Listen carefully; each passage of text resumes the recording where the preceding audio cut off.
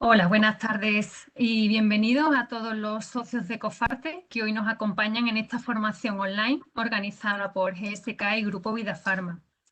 La formación sobre vacunas de esta tarde va a estar a cargo del doctor don Fernando Sánchez Perales, neonatólogo, director médico del Hospital Vitas La Milagrosa de Madrid. Es presidente de la Sociedad de Pediatría de Madrid y Castilla-La Mancha. También vamos a contar con la doctora doña Anabel Cristina de la Torre, pediatra de atención primaria en el Centro de Salud Presentación Sabio de Móstoles, Madrid, jefa de unidad de pediatría de la Clínica Centro de Madrid, vicepresidenta de la Sociedad de Pediatría de Madrid y Castilla-La Mancha desde hace 3 años y autora de la página web de padres mispediatrasenlared.com. Durante la sesión, los micros permanecerán cerrados para evitar ruidos e interferencias. Pueden utilizar el chat para realizar cualquier pregunta, usando la opción de enviar a todos para que los ponentes puedan visualizarlo correctamente y puedan responderle al final de las intervenciones. Muchas gracias a todos y le paso la palabra a Anabel. Gracias. Hola, buenas tardes. Gracias, Carmen, por la presentación. Gracias a Vida Farma y gracias a GSK por esta invitación. Pero fundamentalmente gracias a todos los que estáis ahí escuchándonos, que espero que os merezca la pena cuando terminemos de hablar, ¿no? Vamos a hablar de la enfermedad meningocócica de principio a fin. Si veis los primeros 0 grupos ABC, los primeros del abecedario, a fin, W e Y, como veremos después. Tenemos que proteger a los que más lo necesitan. Este es mi conflicto de intereses. Y vamos a comenzar hablando de la causa de la enfermedad meningocócica invasiva, de los síntomas y de la transmisión. La enfermedad meningocócica invasiva es una enfermedad muy grave que al año se producen 1,2 millones de casos en el mundo y 135.000 muertes. Está producida la enfermedad meningocócica invasiva por la Neisseria meningitidis o meningococo, ya descubierta en el 1887, esta bacteria, y se trata de un diplococo gran negativo, como veis en la pantalla, que a día de hoy hay 12 serogrupos descritos. Su estructura está formada por una membrana interna, citoplasmática, y una externa, compuesta de polisacáridos que van a ser los que dan el serogrupo, y por proteínas. Esta membrana externa también cuenta con proteínas que van a ser las que dan el serotipo o serosubtipo.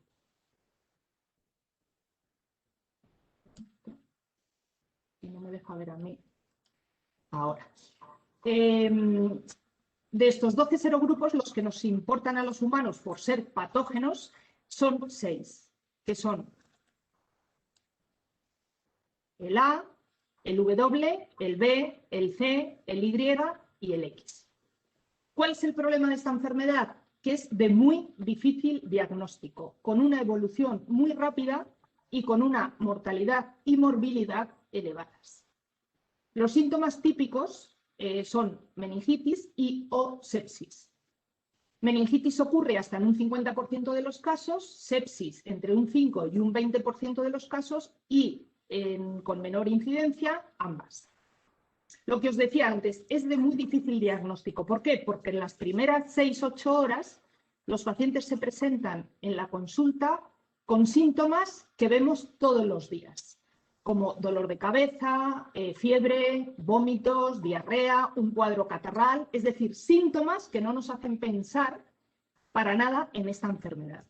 En las siguientes horas, cuando aparecen los síntomas clásicos como mal estado general, rigidez de cuello, las típicas manchas en la piel, muchas veces ya es tarde y el paciente fallece. La mortalidad, como decía antes, es elevada, de hasta un 15 e incluso un 20% depende de los serogrupos, y de los pacientes que sobreviven quedan con secuelas un 20% y además secuelas graves en un 10%. ¿A qué secuelas me refiero? Convulsiones, sordera, amputación de miembros, amputación de dedos, alteración cognitiva y déficit del desarrollo neurológico.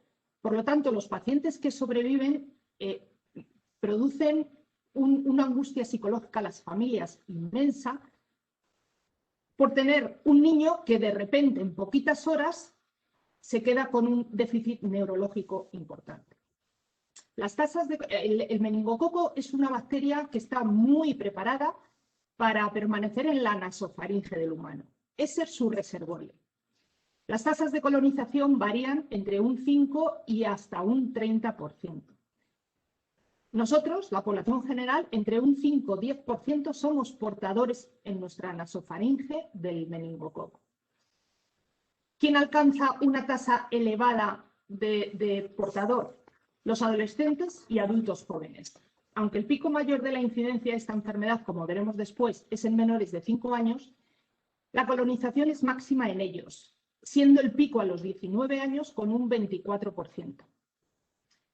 ¿A qué es debido esto? Pues al mecanismo de transmisión. Los adolescentes, me paso el cigarro, bebe de mi copa, las fiestas, etc. ¿Cuáles son los factores que favorecen la colonización?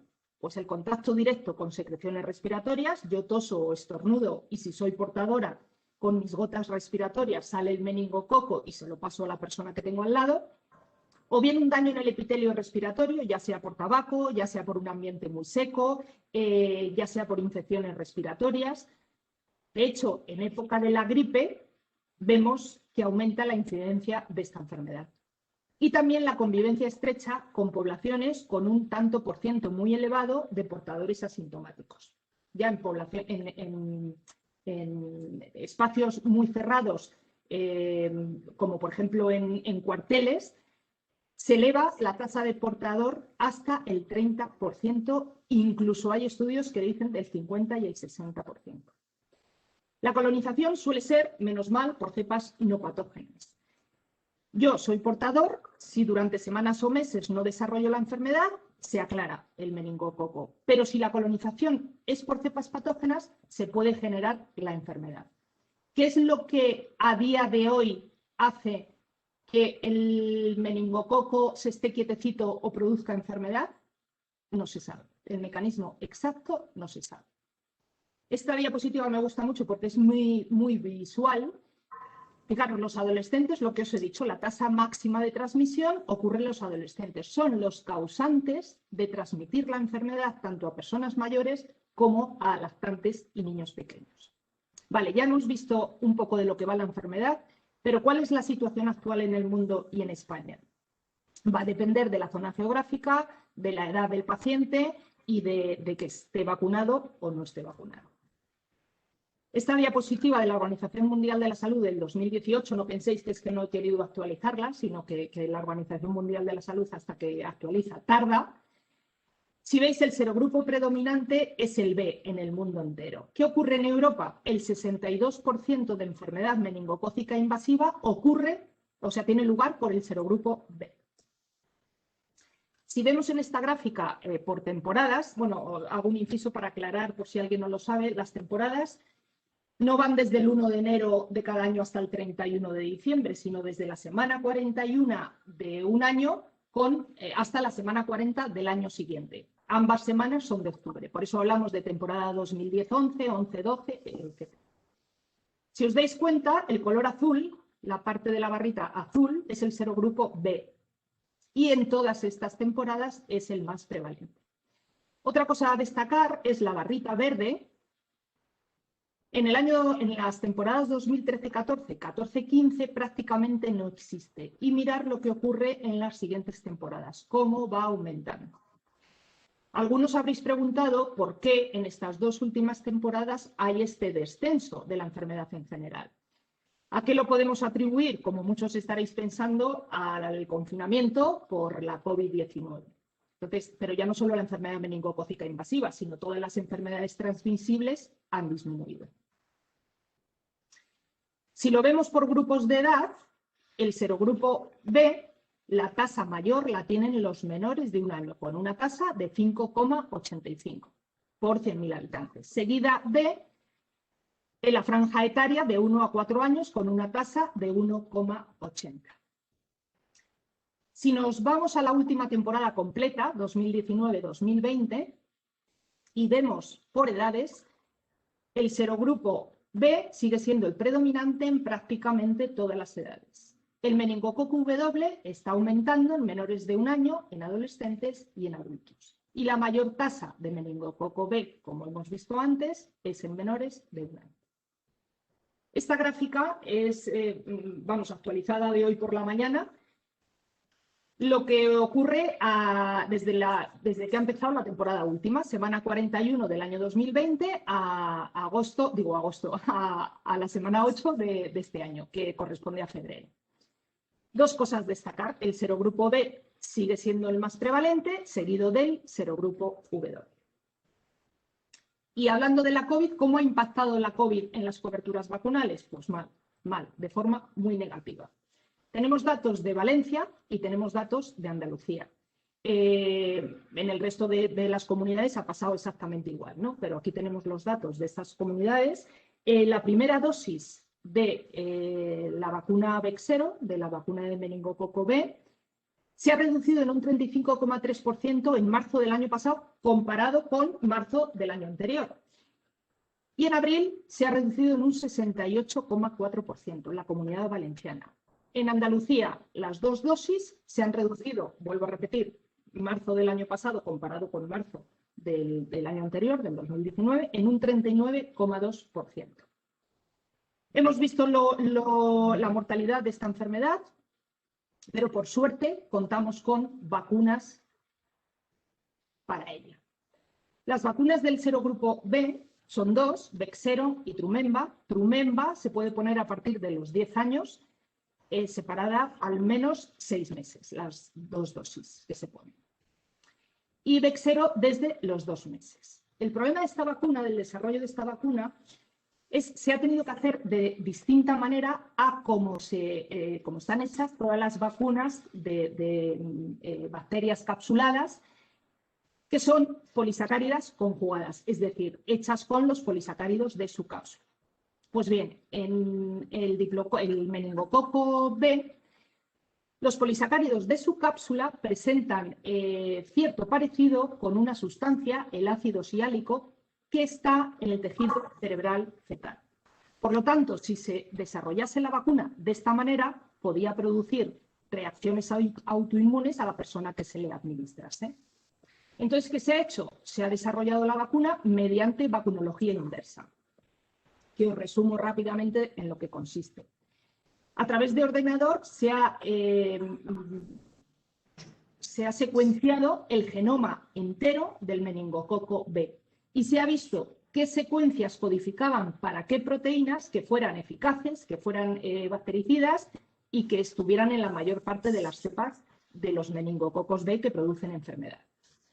Y así se desarrolló la vacuna Bexsero con 4 de estas proteínas. Por lo tanto, es una vacuna multicomponente, lo cual ofrece una cobertura más amplia de diversas cepas. La otra vacuna que hablábamos antes, de Trumemba, está hecha con 2 proteínas. Por lo tanto, 15 años hasta el desarrollo de esta vacuna. En el 2013 se aprueba por la Unión Europea a partir de 2 meses de edad con una pauta de 3+1. 3 dosis de inicio y 1 de refuerzo. En el 2015 se mete la vacuna en el calendario nacional, en el Programa Nacional de Inmunización en el Reino Unido, con una pauta 2+1. En el 2018, ficha técnica actualizada de la Unión Europea, incluye la pauta 2+1 a partir de los 3 meses. Y en el 2020, esta vacuna ya está aprobada en más de 40 países, incluida en 12 programas de vacunación, con la pauta 2+1 a partir de los 2 meses de edad.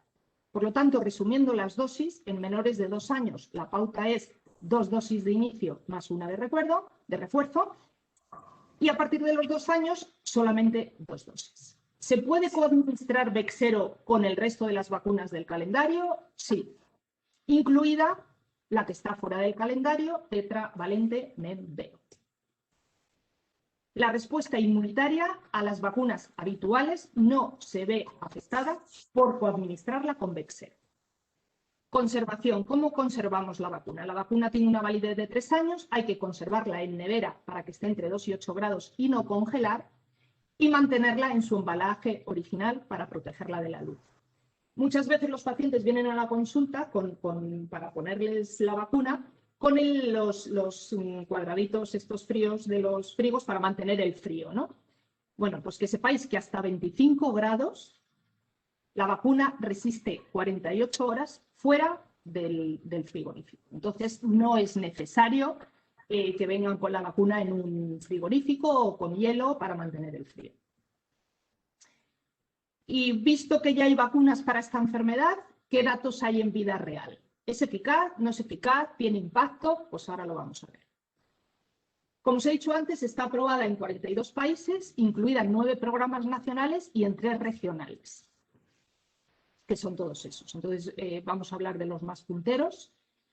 Reino Unido. Reino Unido, desde 2015, lo mete en su Programa Nacional de Inmunización para lactantes, con una pauta de 2+1 a los 2 meses, a los 4 meses y a los 12 meses, coadministrada con las vacunas habituales de su calendario. ¿Y qué se ha visto en los 3 años siguientes a esta vacunación? Un 75% de reducción de la enfermedad. ¿Casos prevenidos? En estos 3 años, 277. Se han puesto, desde que se inició la vacuna, desde que se introdujo en su calendario, 4 años después, se han puesto 5 millones de dosis. No ha habido ninguna alerta nueva de seguridad, ningún perfil riesgo-beneficio, o sea, ningún perfil inadecuado, y sin repercusión en el cumplimiento con las siguientes dosis de Bexsero ni con las vacunas que sea coadministrada. ¿Qué ocurre en Italia? 2 regiones. Toscana introducen la vacuna en el 2014 con una pauta 3+1 a los 2, 4, 6 y 12 o 13 meses con un 84% de cobertura vacunal. En Véneto la introducen en 2014 con una pauta 2+1 a los 7, a los 9 y a los 15 meses con una cobertura vacunal alta, casi del 82%. Y se observa una efectividad vacunal en Toscana del 93,6% y en Véneto del 91%. ¿Qué impacto global ha supuesto? Un 68% en Toscana y un 31% en Véneto. Podéis pensar, ¿y esta diferencia? Bueno, pues ¿a qué lo atribuimos? A que, como hemos dicho antes, en Toscana la vacunación se ha comenzado antes. Si comparamos el mismo periodo prevacuna y postvacuna en estas 2 regiones, mirad lo que ocurre con los casos. De 31 en Toscana y 34 en Véneto, a poner la vacuna y encontrarnos con 4 casos y con 7. Portugal, país vecino. ¿Qué hace Portugal? Hace un estudio de casos y controles en el que incluyen sujetos desde los 2 meses hasta los 18 años, entre octubre del 2014 hasta marzo del 2019. Y estiman una efectividad vacunal del 79%. Casos de enfermedad meningocócica que se ven en este estudio. No vacunados con Bexsero nos encontramos con 16 sujetos con secuelas y 7 sujetos fallecidos. Vacunados con Bexsero, 0 sujetos con secuelas y 0 sujetos fallecidos. ¿Qué es lo que hacen? A partir de 1 de octubre del 2020, incluyen el calendario nacional la vacuna con una pauta 2+1.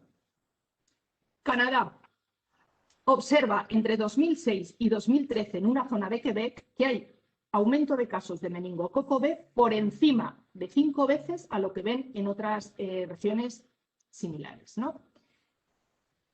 En el 2014 introducen el programa en el programa nacional, en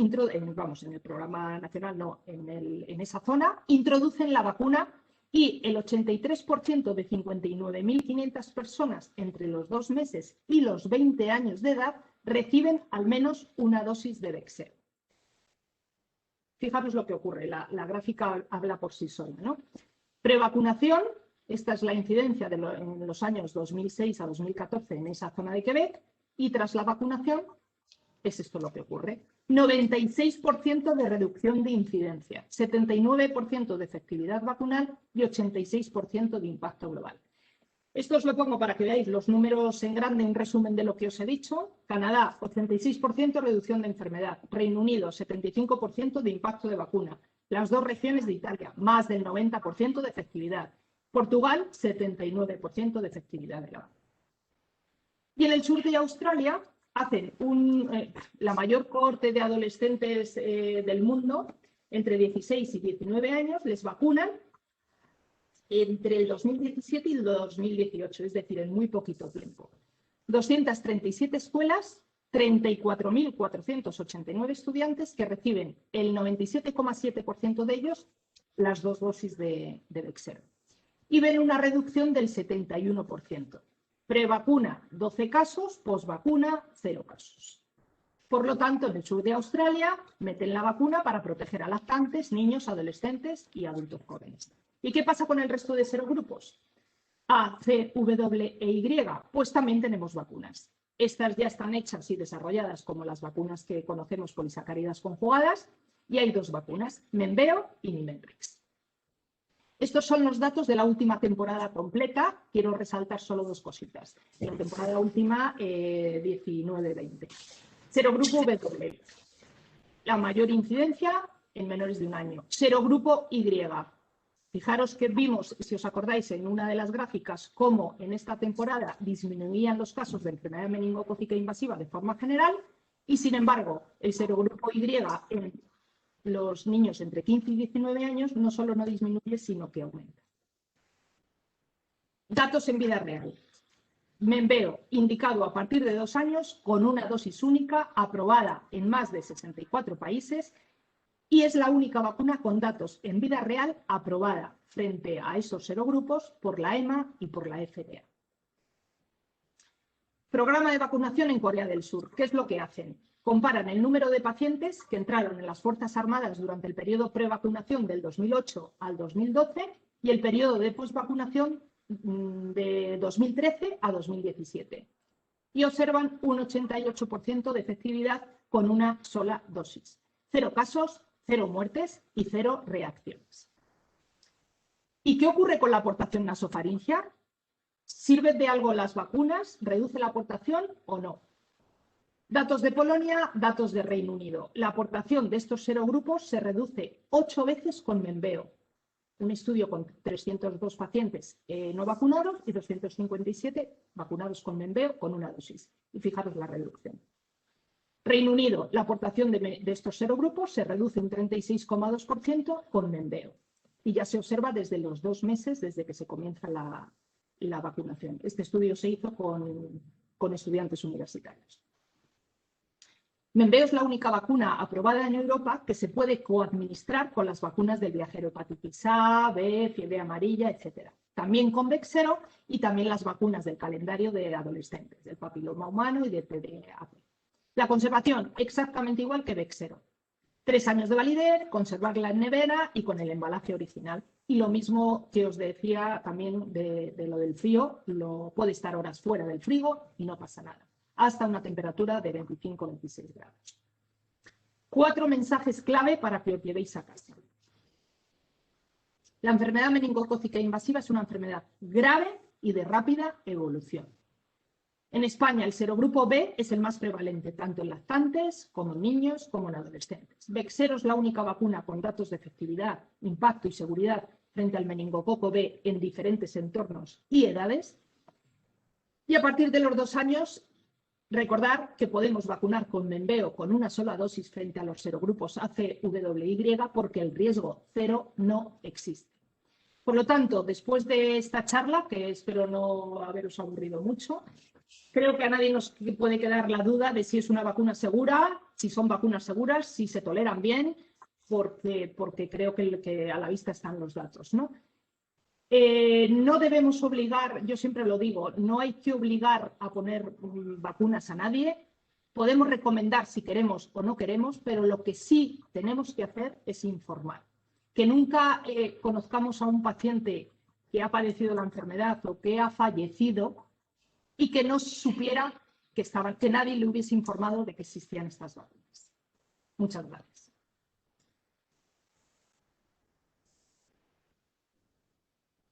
Muy bien. Bueno, no sé si entra Carmen o entramos o sigo yo directamente, Anabel. Sí, Fernanda, ya puedes continuar. Gracias. Muy bien. Pues nada, bienvenidos a todos. Muchas gracias, como ha dicho Anabel, tanto a Vida Pharma como a GSK por tener esta oportunidad de compartir. Ya he hecho varias veces, bueno, pues comunicaciones también a farmacéuticos y la verdad es que soy siempre un público súper agradecido, atentos y la verdad es que estoy encantado. Además de que, bueno, de que al final somos todos sanitarios y de compartir. Em, eh, esta era, ¿verdad? Bien, sí. Bueno, vamos a compartir. No me veis así un poco, pero ahí estamos. Ahí, muy bien. Supongo que se ven ahora, ¿no? Ahora sí, Fernando, gracias. Esperar un momentito. Iba a ir a la anterior. Bueno, vamos a pasar a ver, anterior. Anterior. Me veis un poco torpe, pero no soy así normalmente, ¿eh?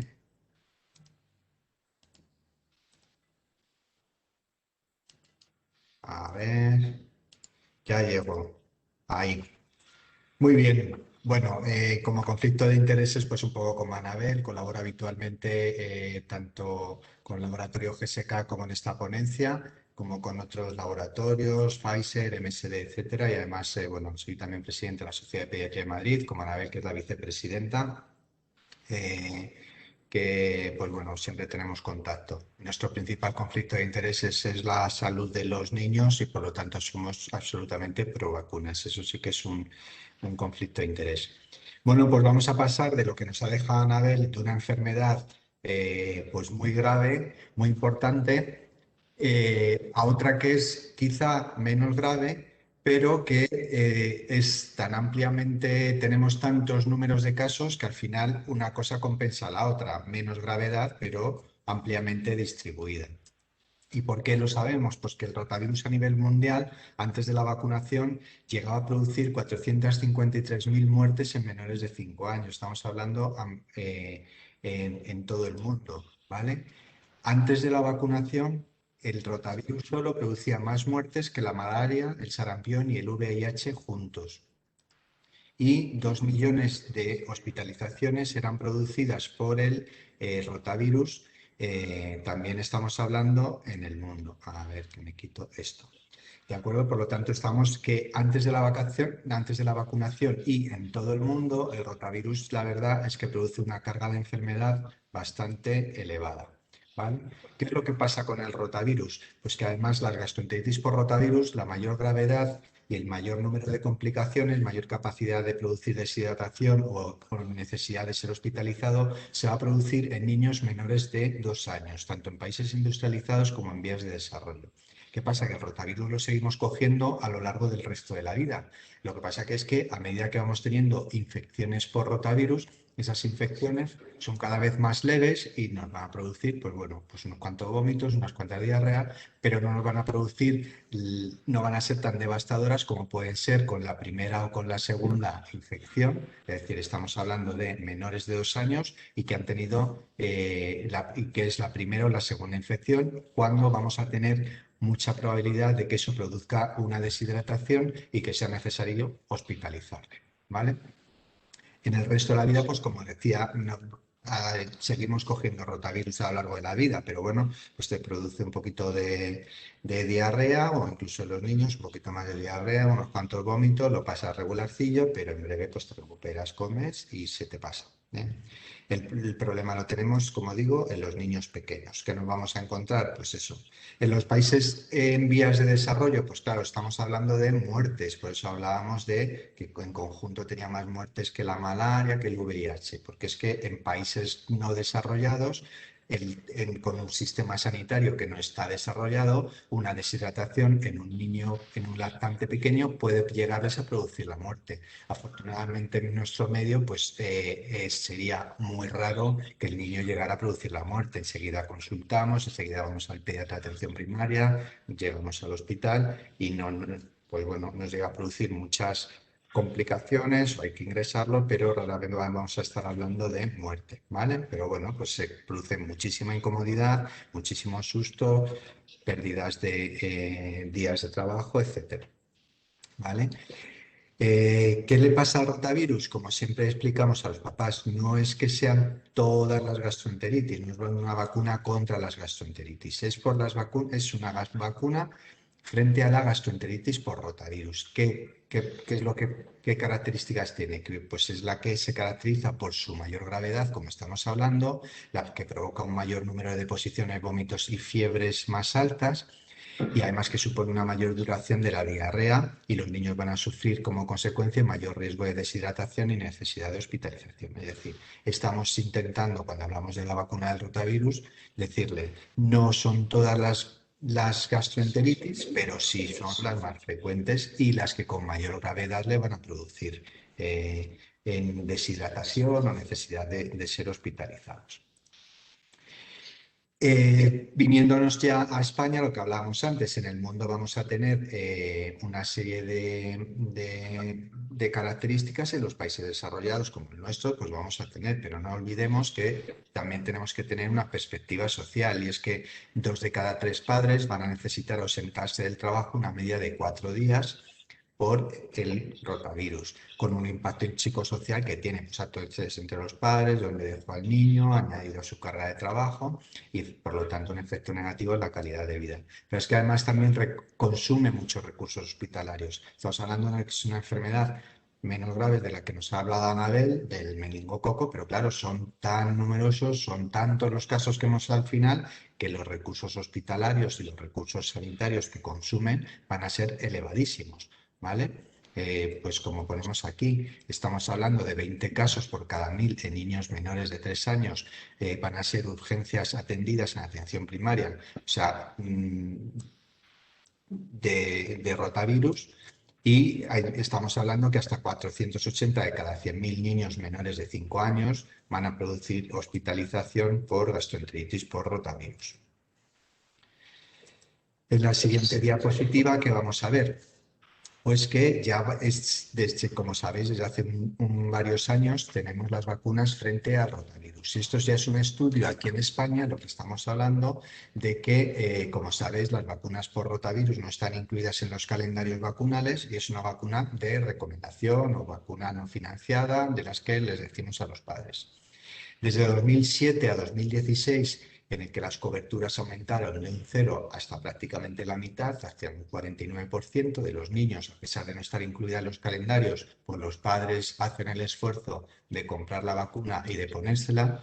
Se calcula en este trabajo, que además es un trabajo hecho aquí en España, es decir, no estamos hablando de cosas que ocurren fuera, es decir, aquí, que se produjo una reducción de 1.142 ingresos hospitalarios por gastroenteritis por rotavirus. Y estamos hablando de un 19%. Esto estás hablando de la Comunidad Valenciana. ¿Vale? Y que además, como hemos dicho que las gastroenteritis por rotavirus son las más frecuentes y las que con mayor probabilidad producen ingreso hospitalario, cuando consideramos todas las gastroenteritis de cualquier tipo, vemos que tras en ese periodo en donde la cobertura aumentó de un 0 a un 49%, se han disminuido en 1.866 casos, lo que supone un 10% de gastroenteritis de cualquier causa. ¿Qué ocurre también? Que además muchas de las gastroenteritis producidas por rotavirus hemos visto que se infradiagnostican. ¿Y esto cómo lo hemos averiguado? Bueno, pues porque en esa reducción de casos hemos visto que además se había producido una reducción de esas gastroenteritis de cualquier tipo de un 40%. Por lo tanto, asumimos que un 40% de las gastroenteritis que ingresan y que o bien no llegamos al diagnóstico o incluso llegamos a un diagnóstico concreto, pues un 40% van a estar producidas por gastroenteritis por rotavirus. De ahí un poco señalar la importancia que tiene el rotavirus en sí, ¿no? Como productor de gastroenteritis y como productor de enfermedad.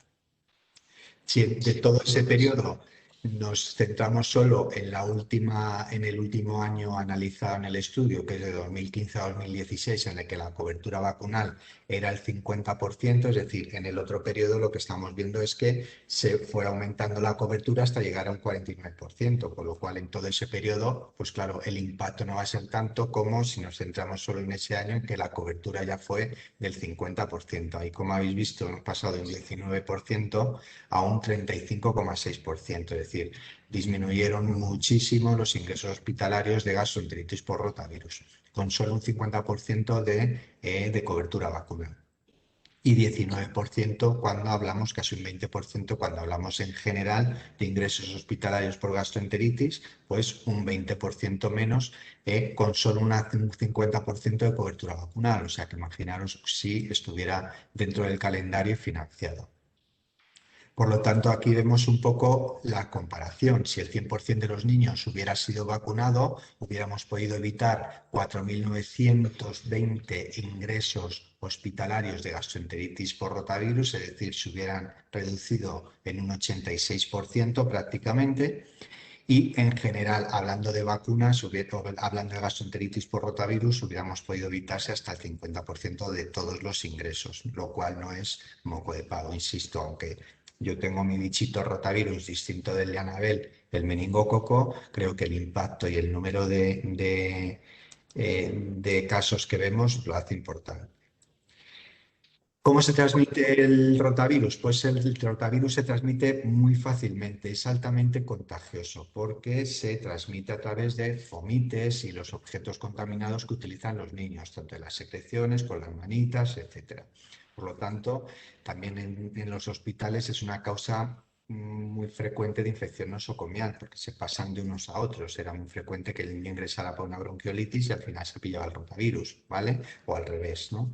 Entonces, pues tiene una alta, los juguetes además y los objetos es que son capaces de retener el rotavirus durante semanas, por lo tanto es que es muy efectivo, ¿vale? E incluso una dosis infecciosa tan baja como muy poquitas partículas virales hace que se transmite y que el niño, o sea, al final, se pille el rotavirus.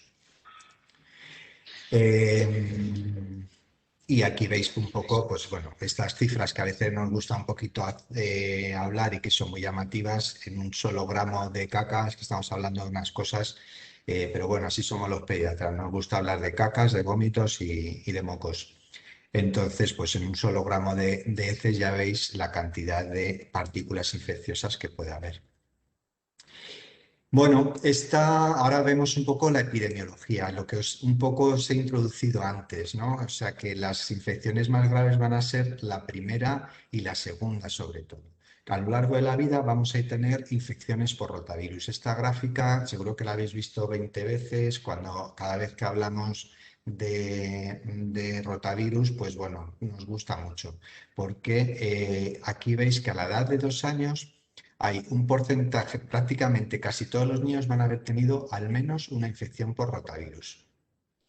Un porcentaje no desdeñable van a haber tenido 2. Y como hemos dicho, las 2 primeras pueden ser la primera bastante grave en general y la segunda moderada o grave. Es decir, por lo menos las 2 primeras infecciones le va a afectar bastante. Pero es que hay un porcentaje de niños a los 2 años que han llegado a tener ya hasta 5 infecciones. Obviamente, a partir de la segunda infección, pues ya las reinfecciones que tenemos van a ser cada vez más leves, ¿vale? Acordaros un poco de esta gráfica porque eso es lo que nos va a dar un poco la idea de por qué estas vacunas lo que intentan simular es producir como naturalmente se produciría, la inmunidad que produciría el haber tenido contacto con 2 infecciones. Si eso lo simulamos con una vacuna, pues a partir de las siguientes el niño ya va a estar protegido y no es que no vaya a tener gastroenteritis, pero va a ser o asintomática o va a ser prácticamente muy leve, ¿vale? Con eso es lo que vamos a conseguir con las vacunas. Pues lo que hablamos, es decir, el objetivo de la vacunación va a ser simular la infección natural, es decir, queremos hacer al cuerpo al sistema inmunitario que piense que ha tenido contacto con 2 infecciones por rotavirus y que por lo tanto produzca esa inmunidad. ¿vale?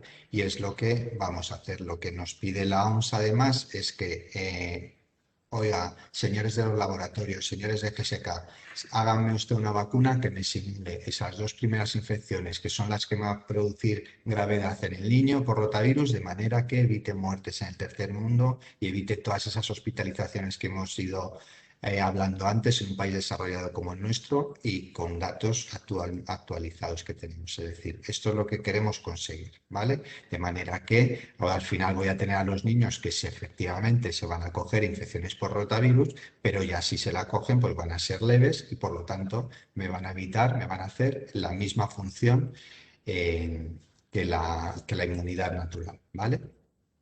Y entonces ya nos centramos en las características de Rotaris, que es la vacuna de GSK. Es una vacuna que además ya sabéis que hay dos vacunas frente al rotavirus, Rotaris que tiene 2 dosis y la vacuna comercializada por el laboratorio MSD que son de 3 dosis, ¿vale?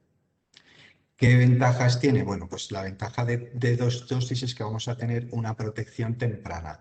Es decir, la vacuna del rotavirus se puede empezar a poner desde las 6 semanas de vida, ¿vale? Y siempre tenemos que dejar entre una y otra unas 4 semanas. Es decir, que si nosotros quisiéramos inmunizar al niño, al lactante, al niño o la niña, o al niñe, rápidamente, por lo que fuera, nosotros le podemos administrar una primera dosis al mes y medio y una segunda dosis a los 2 meses y medio y con esa pauta, con solo 2 dosis, ya tendríamos protegido al niño, protegido y vacunado. ¿Qué nos va a ocurrir frente a la pauta de 3 dosis? Las dos vacunas son excelentes, ¿eh? O sea, a mí nadie me oye hablar nada malo porque unas son vacunas excelentes, pero el desarrollo de la otra vacuna hace que se necesiten 3 dosis para alcanzar los efectos similares a los que produce Rotaris con solo 2 dosis. Por lo tanto, las ventanas de oportunidad que tenemos son mucho más cortas cuando utilizamos Rotaris, es decir, si lo que queremos es proteger al lactante lo antes posible frente al rotavirus para que no se nos pille el rotavirus, para que no se produzca una deshidratación con meses en un lactante pequeño, pues eso lo voy a conseguir antes con Rotaris con solo 2 dosis que con la otra vacuna con 3 dosis, ¿vale? Eso es una ventaja que es innegable.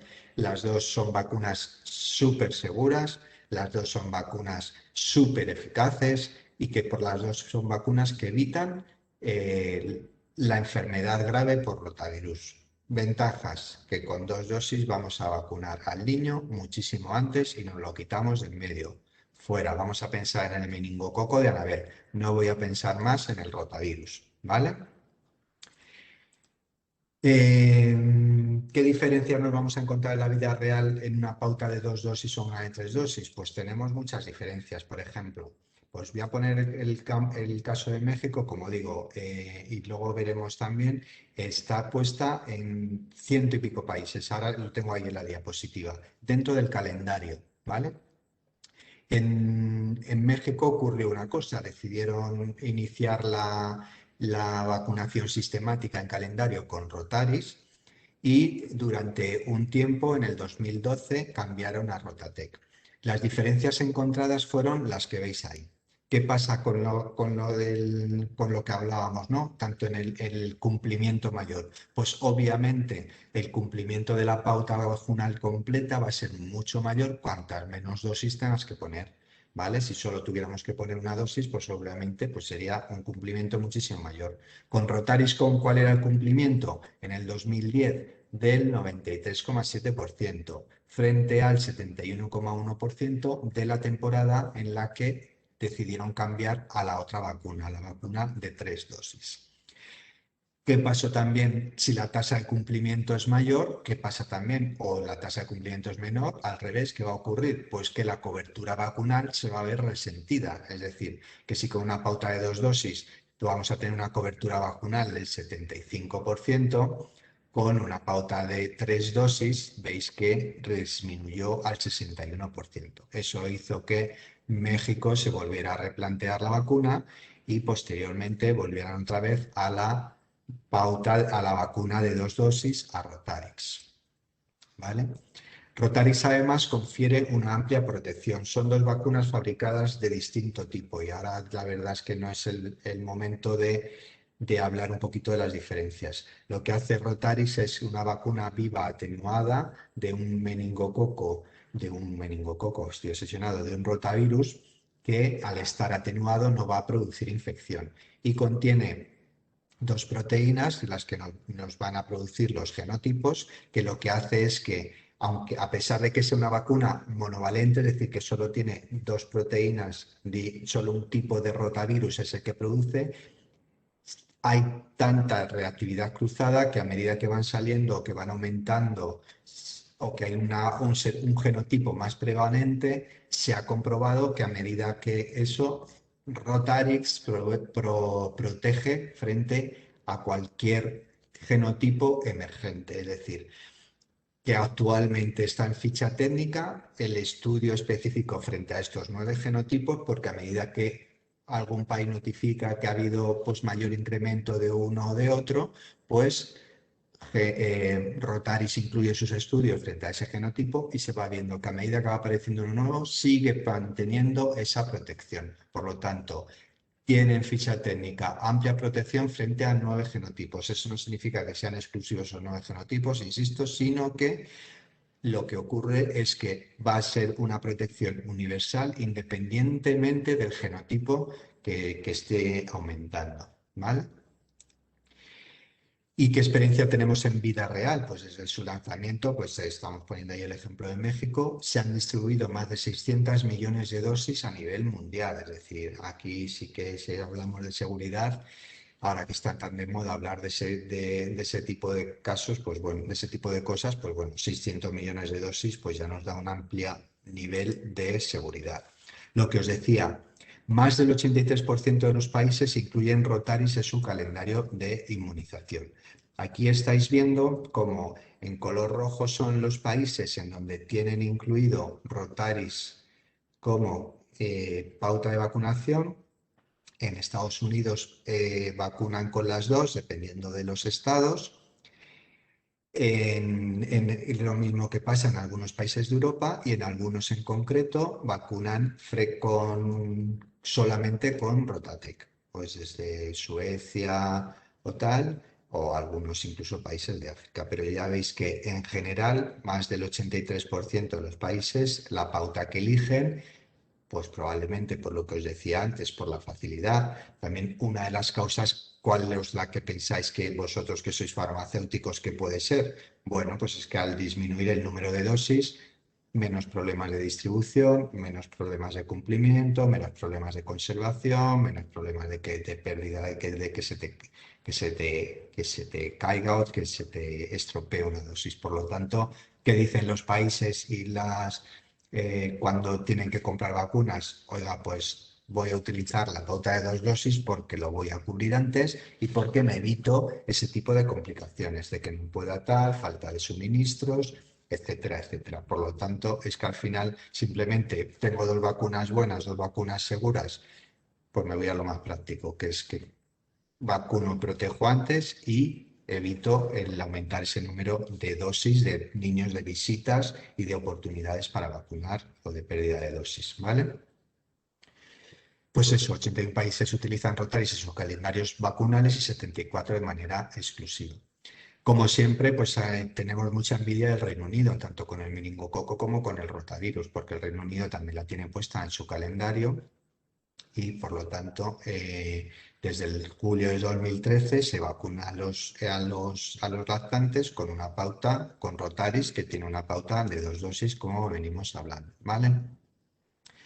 La cobertura del programa de vacunación en el Reino Unido con Rotarix en los 6 meses posteriores llegó al 89% a los 3 meses de edad y del 93% a los 4 meses de edad. Es decir, que a los 4 meses tenías al 93% de los lactantes protegidos. Es decir, un 93% ya lo vas a tener protegido, te olvidas del rotavirus. ¿Y lo que se ha visto en el Reino Unido? Bueno, pues ha habido una disminución mantenida independientemente del genotipo predominante, lo que hablábamos antes. ¿Qué ocurre también? Que cuando hablamos de ya muy poquitos casos, claro, si te aparece un genotipo de repente que aparezca por ahí, a lo mejor el porcentaje de ese genotipo predominante va comparado a lo mejor con otros, pues va a ser un poquito mayor, pero ha disminuido tanto la carga de enfermedad que eso no es nada valorable. Es decir, no ha habido ningún genotipo que se nos escape a la vacunación. Es decir, después de tanto tiempo vacunando en el Reino Unido, podemos estar tranquilos con ese tipo. En la temporada 2019-2020 hubo un descenso del 41% de las notificaciones en comparación con el promedio de las temporadas anteriores.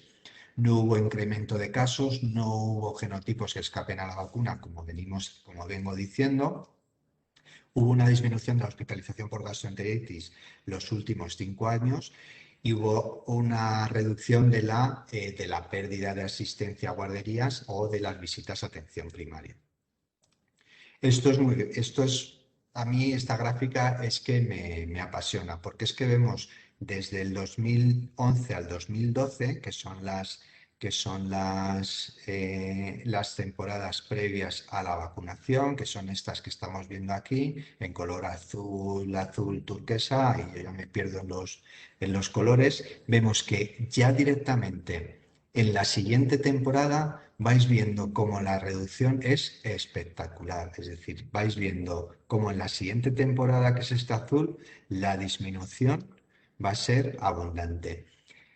Apasionante, vamos, apabullante. Vais a ir viendo que desde este picazo que se producía aquí, o estos picos que teníamos aquí, ya solo desde al año siguiente ya vamos a ver como una reducción de la hospitalización tremenda. ¿Qué ocurría también? Que antes de la vacuna, el rotavirus además tiene ciclos estacionales y que no os imagináis cuál es el pico de máxima incidencia. Pues sí, en otoño y en invierno, junto con la gripe, junto con la bronquiolitis. Por lo tanto, era la época terrible de todos los pediatras y de todos los padres, porque era justo cuando se te pillaba el niño. Empezaba con el rotavirus, luego te pillaba el VRS, luego te podía pillar la gripe. Por lo tanto, lo que se ha visto es una reducción espectacular en el Reino Unido de las hospitalizaciones y además se ha visto que ya esa estacionalidad desaparece, ¿vale? Y bueno, para ir acabando, vamos a hablar un poco de dispensación y conservación y vais viendo, pues bueno, lo que os ha dicho un poquito Anabel, pero sí que es muy importante que vosotros como farmacéuticos sepáis que las vacunas hay que dispensarlas y hay que siempre por marca, es decir, no podemos decir vacuna y no podéis aceptar vacuna de meningococo B puesto en una receta. Y es una cosa que ya lo sabéis, pero no, tenéis que poner bien Trumemba o bien Bexero. En este caso tenemos que poner bien Rotatec o bien Rotarix, es decir, no podemos poner vacuna de rotavirus, ¿vale? Tenemos que poner exactamente qué vacuna con la que queremos vacunar a nuestro paciente y que los padres tengan que comprar, ¿vale? Nunca podéis sustituir otra, no me queda Rotarix, te doy Rotatec, que es lo mismo. No, son distinta fabricación. Una es una vacuna humana monovalente, la otra es una vacuna bovina, es decir, del rotavirus fabricada de otra manera. Por lo tanto, no valen intercambiarse las dosis, ¿vale? Por lo tanto, nunca en las vacunas se puede prescribir por principio activo. Siempre tiene que ser por marca y no podéis aceptar recetas en las que pongan vacuna de meningococo B. No, Bexero o Menveo o Rotarix, ¿vale? Es decir, eso es algo que ya sabéis, perdonadme si de verdad os estoy diciendo estas cosas, pero la verdad es que me gusta decirlo. ¿Y datos de conservación? Pues bueno, se conservan en nevera entre 2 y 8 grados, no se deben congelar, por eso, y conservar el envase original, igual que decía Anabel. Entonces, sí que es importante que no es necesario, si la van a vacunar en el momento, para transportarla no es necesario mantener los mantenedores estos de frío, porque además dejas la vacuna o dejas el cartón ahí en contacto, se puede llegar a congelar. Con lo cual hay que evitar eso o protegerla bastante. ¿De acuerdo? Y ya para terminar, que ya me estoy alargando mucho, recordar que el rotavirus afecta a todos los niños, al recordar esa gráfica que tenemos en los primeros 5 años de vida. Al menos una van a tener prácticamente el 100% de los niños, pero hay niños que van a tener una, dos o incluso esas 5 infecciones por rotavirus. Y recordar que la gastroenteritis de mayor gravedad va a ocurrir en los menores de 2 años y las más graves van a ser la primera y la segunda. Por tanto, recordar siempre el número 2 y por eso la importancia de ello, en menores de 2 años y las 2 primeras infecciones, ¿vale? La única vacuna con 2 dosis y que en 2 dosis ya te vamos a tener una pauta completa es Rotaris, ¿vale? Por lo tanto, vamos a conseguir una protección completa, amplia, frente a todos los genotipos y muy temprana. Es decir, en caso de necesidad, lo vamos a poder vacunar a las 10 semanas, porque le ponemos la primera a las 6 semanas y la segunda a las 10 semanas. ¿Qué solemos hacer en la práctica? Pues vacunar a los 2 y los 4 meses junto con el resto de las vacunas y ya lo tienes vacunado. Pero saber que si queréis, si queremos, el niño puede estar vacunado ampliamente a las 10 semanas de vida, ¿vale? Incluso sin haber cumplido los 3 meses ya lo tendríamos vacunado. Y nos va a producir una protección amplia frente a al menos 9 genotipos. Es lo que he dicho antes. No se ha visto en todos los años, por ejemplo, poniendo el ejemplo del Reino Unido, que en todo ese tiempo se nos haya escapado ningún rotavirus, ningún genotipo a la vacunación con Rotarix. Por lo tanto, va a tener una protección amplísima. ¿De acuerdo? Y nada más. Aquí vamos a, porque son cosas de la ficha técnica que vamos a pasar. Y ya está. Vamos a detener la compartición y ya estamos todos aquí.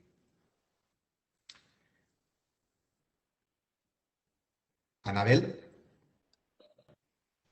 Bueno, Sí. pues muchísimas gracias, ¿eh? Ahora es el turno de las preguntas, ¿de acuerdo? Pueden utilizar el chat que aparece en la parte inferior derecha de sus pantallas para formular todas las preguntas.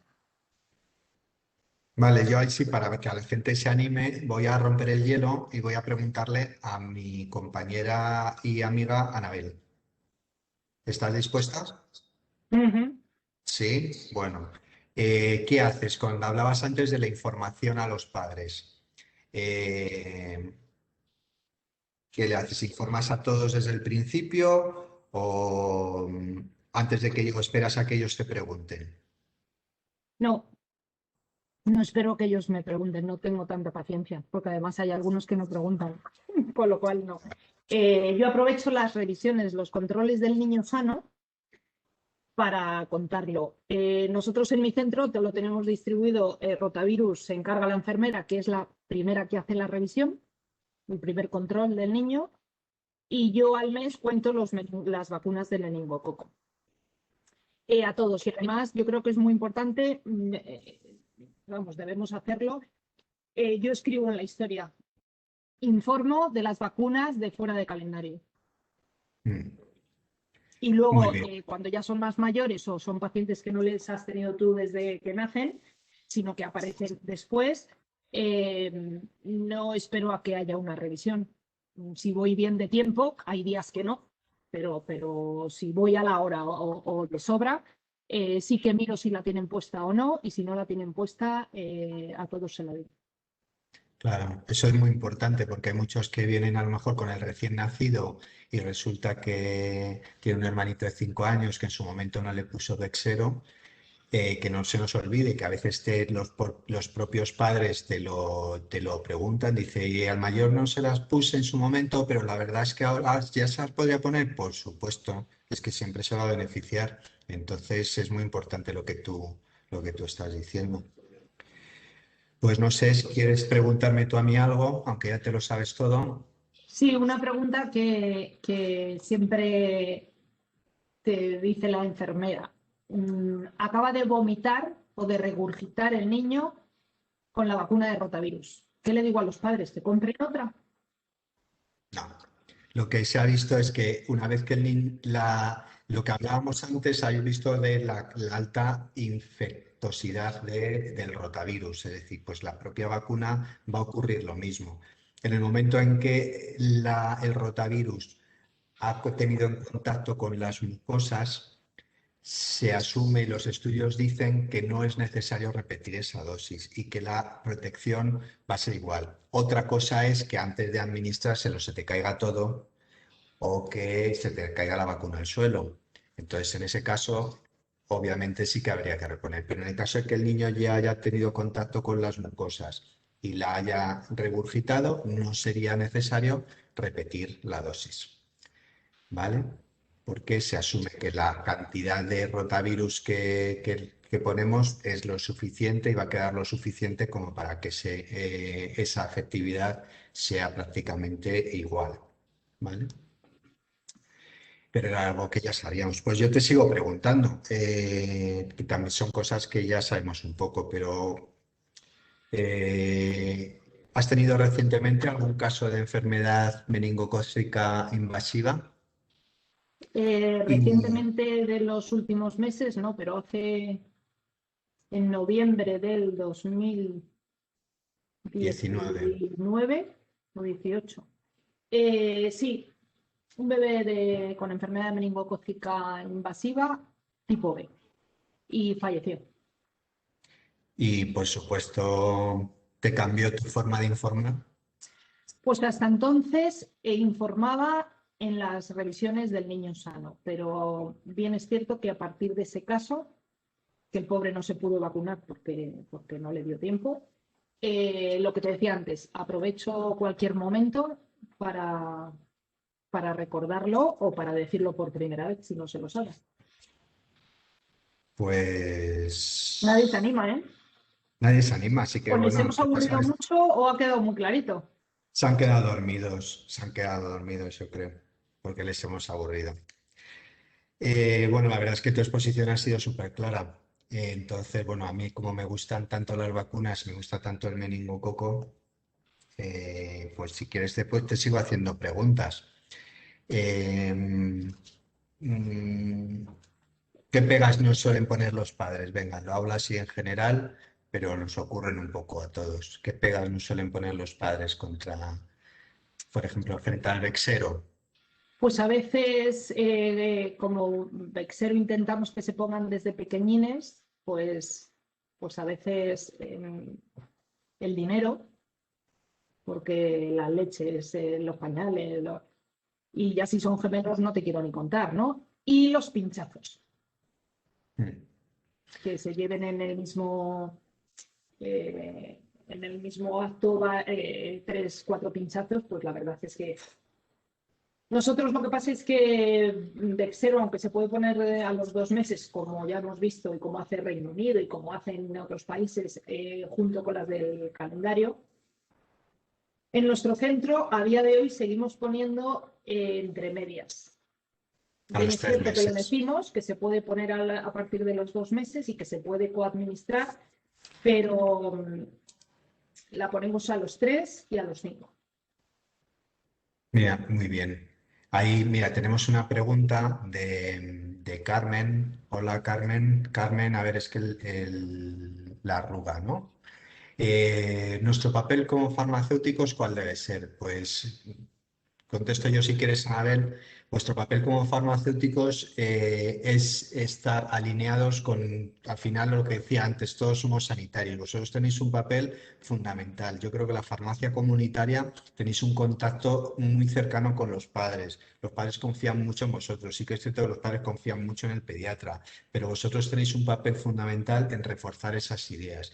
Es decir, yo me he encontrado no con farmacéuticos, sino a veces con propios compañeros, ahora que estoy viendo pocos pacientes, pero estoy viendo algún paciente en la consulta que me dice, no, es que el anterior pediatra que tenía me dijo que no me recomendaba las vacunas. Y yo me pongo Y entonces ahí insisto mucho, digo, mira, es que no es una cosa en las que pueda pasar más o menos porque son diferentes criterios. No, es que esto es fundamental. Y en eso es fundamental que vosotros reforcéis y que si tiene dudas, es que me han recomendado esta vacuna, yo no sé, dices, pues efectivamente, la meningitis es esto, es que si tengo problemas, no sé si es una vacuna súper segura, se ha estudiado muchísimo, hay muchos países que la tienen en calendario. Todo eso, ese refuerzo, ese apoyo es fundamental porque los padres van a venir mucho más informados.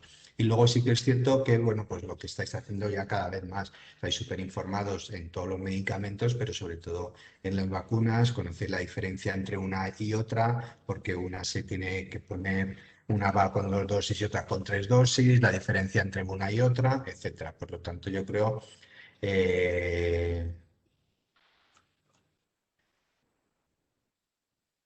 un comentario, bueno, aquí lo me hacen otro comentario, dice, para el doctor Sánchez Perales es presidente de la Sociedad de Madrid y Castilla-La Mancha, no solo Madrid.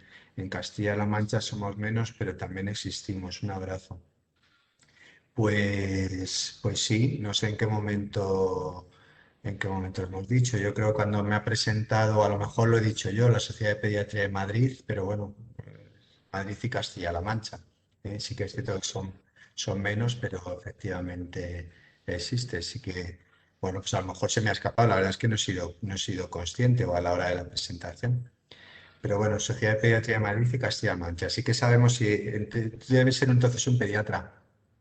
Entonces, porque entonces sabrás, si es pediatra, sí que sabrás que la Sociedad de Pediatría de Madrid era la sociedad más antigua de España, antes que la Asociación Española de Pediatría. Primero se creó la Asociación de Pediatría de Madrid en el Colegio de Médicos, luego apareció unos años después la de Cataluña y luego fueron surgiendo y al final se creó la Federación. Y luego durante un tiempo, como se empezaron a surgir otras, la Sociedad de Pediatría de Madrid acogió distintas provincias y tal, y se llamó durante una época de Madrid y Región Centro. Y luego al final, por reorganizaciones, pues se quedó en Madrid y Castilla-La Mancha. A todo esto, pues nada, simplemente era esto, que estoy muy orgulloso de ser presidente de la sociedad y que representa a 2 comunidades autónomas. Y que es cierto, pues bueno, que es la originaria de la Sociedad de Pediatría de Madrid y que somos los mayoritarios, pero bueno, no nos olvidamos. De hecho, bueno, pues hemos tenido nuestras reuniones en Albacete, en Cuenca. La de Guadalajara no podemos celebrarla por motivos que ya todos conocéis, pero bueno, que nos estamos desviando, que esto no era el objetivo, era hablar de las vacunas. Así que para aquí no hay más preguntas. Yo todavía me queda un poco más con lo que hablabas tú, con poner a las dosis juntas. También me he encontrado a veces reticencias, también nuestras compañeras enfermeras, que a veces, pues claro, ya son las que directamente luego la administran. Y yo cuando a veces recomiendo a los 2 meses, pues hay veces que me encuentro reticencias, lo cual lo suelo, también lo acepto, quiero decir que si deciden 3 meses, yo la verdad es que soy partidario de que cuanto antes mejor, desde los 2 meses lo tenemos protegido y, y al final pues te la junta. Sí que es cierto que es un pinchazo más, pero bueno, es un momento y lo vacunas. Y al hilo de eso, Anabel, yo te lo pregunto a ti, aunque me sé la respuesta. ¿Utilizas el paracetamol profiláctico? De forma general, con todas las vacunas del calendario, no, nunca. Y solamente lo mandamos profilácticamente cuando se pone Bexsero a la vez que las del calendario. Cuando la ponemos fuera o sea, no coadministramos, no mandamos. Y la verdad es, no mandamos paracetamol. Y la verdad es que no vemos reacciones Ahora de se ponen fiebre. juntas, No, un poquito muy más de pocas. fiebre, pero poco más. La verdad es que es una vacuna muy segura. Y no sé si te ocurre alguna otra cosa frente al reto, mira, tenemos aquí otra pregunta. Con la pandemia se han retrasado las revisiones de niños sanos. ¿Qué debemos hacer cuando nos preguntan en la farmacia? ¿Cómo orientamos? Venga, Anabel, tú mismo. A ver, no sé lo que se hará en cada comunidad o en cada centro, no lo sé. Nosotros en ningún momento ningún momento, ni en marzo o abril del año pasado, hemos suspendido las vacunaciones por debajo de los 15 meses. No se hacía revisión de ver alimentación, de pesar al niño, pero las vacunas sí las poníamos. Claro, indudablemente lo que se ha hecho en mi centro no es lo que se han hecho en todos los centros, porque si no, no hubieran disminuido las coberturas vacunales, ¿no? Yo qué diría, pues, depende de la zona que estéis cada uno, pero en las farmacias de alrededor de mi centro, ¿qué tendrían que decir? Que estamos poniendo las vacunas. Y es verdad que es que hay veces que te llaman los padres y te dicen, ¿ponéis vacunas o ya habéis vuelto a poner vacunas? Pero si nunca hemos dejado de poner vacunas. Pero en otros centros sí es cierto, en la Comunidad de Madrid me consta que no, se han quitado dosis, pero de los niños más mayores. O sea, no se han vacunado a los niños mayores, eso es verdad. Pero los peques en el nuestro sí. ¿Qué ocurre? Que probablemente las de fuera de calendario sí que en esta situación se han dejado. Porque ya bastante con las obligatorias, que no quiero ir a la farmacia, coger la vacuna, ir al centro, pedir otro día de cita. No, pongo las obligatorias y se acabó. Pero a día de hoy, y tal y como vamos, que tampoco podemos cantar victoria en estos momentos todavía, pero yo lo que haría es, para quien lo ha preguntado y para todos, preguntar en vuestra zona de alrededor qué es lo que están haciendo los pediatras, para que cuando os pregunten los pacientes sepáis qué decir. Pues sí, ir porque se están poniendo y venir a comprarla porque os la van a poner exactamente igual. Yo creo que actualmente, ahora, en este año, sí que se están poniendo... Estamos volviendo otra vez a... Sí que hubo un momento al final de la primera ola, cuando el confinamiento extremo y todo eso, que se redujeron las coberturas, incluso de vacunas del calendario, en muchas comunidades, en la propia Comunidad de Madrid y en otras, ¿no? Pero que sí que es cierto que se hizo un esfuerzo para que en verano se recuperaran todas esas coberturas. Y hay un poco también otra última pregunta que te lanzo, Anabel: ¿qué ocurre si pasa más tiempo del establecido entre dosis y dosis de vacunas? Nada, no pasa nada. Es decir, mira, me alegra mucho que me hagas esa pregunta porque muchas veces, y eso sí que nos ha pasado, que te llama el paciente y dice, ay, me han dicho, he ido a por la vacuna y me han dicho que ya no se le puede poner o que hay que repetir la primera que pusimos porque ya han pasado más de los X meses establecidos según vacuna, ¿no? Pues Bexero en los peques tiene que pasar 2 meses. Siempre digo lo mismo, 2 meses mínimo, ¿vale? No se puede poner antes de ese periodo de tiempo, pero después se puede poner y no has perdido la dosis que ya está puesta. Eso ya desde hace muchos años, dosis puesta, que todos los pediatras no lo sabemos muy bien, dosis puesta, dosis válida. Aunque pasen 6 meses, en vez de el que ponga que es de 1 o que es de 2 o que es de 6, depende de la vacuna. Pero no, es al menos ese tiempo. Pues por mi parte, yo creo que nos ha quedado muy claro. No sé si Carmen Méndez tiene alguna pregunta más o ha llegado por alguna otra vía. No, no ha llegado ninguna pregunta más, solo palabras de agradecimiento por la exposición desde Ciudad Real. Nos lo traslada Jesús Martín, ¿vale? Así que os lo traslado también. Gracias. Pues cuando digáis. Muchas gracias. Gracias a todos. Yo desde aquí, desde el centro de Madrid, que sigo trabajando, en el Hospital Vitas La Milagrosa, como director médico, y Anabel, que hoy está en mi casa. En tu casa, cerca del centro de Madrid también. No podemos hacer otra cosa porque vivimos aquí. Entonces...